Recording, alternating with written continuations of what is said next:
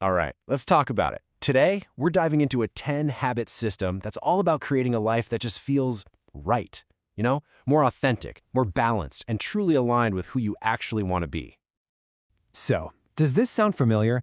You're all in on your self-development journey, you've got the best intentions in the world, but your discipline just comes and goes. Some days you feel amazing, totally grounded, and other days, yeah, not so much. And that feeling?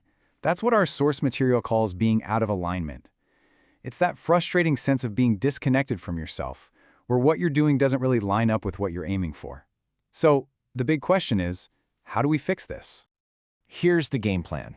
We're going to walk through this system in 5 parts. First, we'll really define the problem, then we'll build those foundational habits for your mind and body, create a solid structure for success, dive into the important inner work, and finally, I'll share the secret that really makes it all stick. This brings us right to the heart of it all, the alignment problem. It's pretty simple, really. If your inner world feels scattered and chaotic, your outer reality is going to look exactly the same. Without some kind of solid routine, it's just about impossible to create real, lasting change. So let's start at square one, the absolute basics.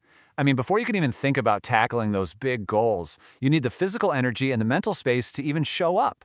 These first 3 habits, they create that foundation. First up, move your body every single day. But listen, the key here isn't about these insane gym sessions. It's about building that connection between your mind and your body. It's about proving to yourself day after day that when you say you're going to do something, you do it. That discipline, that's the bedrock for everything else. Habit number 2 is a total game changer, the no phone rule. It's simple. Use Do Not Disturb for the first 2 hours you're awake and the last hour before you go to sleep. This is all about protecting your time and your energy. Instead of waking up to a fire hose of notifications, you create this sacred, quiet space just for you. And that brings us to fuel. Seriously, preparing your own food is a direct act of managing your energy. I know, ordering out feels way faster, but the clean, sustained energy you get from good food is what you need to actually power through your day. Your health is the foundation of literally everything. Okay, so with our mind and body foundations locked in, now we can build a framework on top of them. This part is all about bringing some real order and intention to our days. Habit 4 is so simple, but wow, is it powerful? Get organized. Just get all those thoughts out of your head. Use apps, to-do lists, a calendar, whatever works for you. The peace of mind this creates is incredible, because you're not trying to mentally juggle a million things at once. And that flows perfectly into habit number 5, the weekly planning day. You dedicate one day, a lot of people like Sunday, to just plan out the week. Schedule your meetings, sure, but also order your groceries and block out time for your core habits. This makes sure that when the week gets crazy, the important stuff still gets done.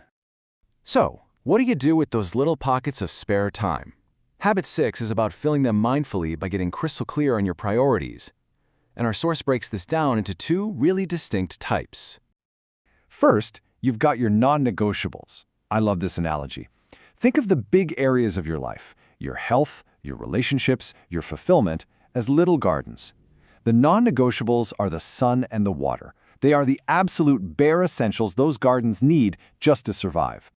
And second, you have your wants. These are like the fertilizer. They're not essential for survival, right? But they are value adds that really help your gardens thrive and grow. So when you have some spare time, you can just pull from this list, knowing you're doing something that intentionally helps you grow. Okay, so we've got our structure in place. Now we can focus on the habits that build a deeper connection with ourselves. This is the inner work. Habit 7 is all about being a lifelong learner. You know the saying, the more you know, the more you realize you don't know? It's so true. You have to anchor time into your week specifically for learning, whether it's podcasts, books, or articles. This is what ensures you're always evolving.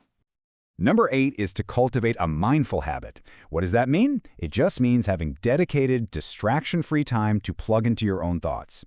This could be meditation, journaling, or even just taking a silent walk. The whole goal is to connect with what's actually going on inside of you. And to balance all this planning, we have habit number 9, no agenda time. This is so crucial. You literally schedule a block of time, maybe 2 hours on a Sunday, with absolutely no plan. This gives you the freedom to just be spontaneous and do whatever you truly feel like doing in that moment. We've built the foundations, we've got the structure, and we're doing the inner work.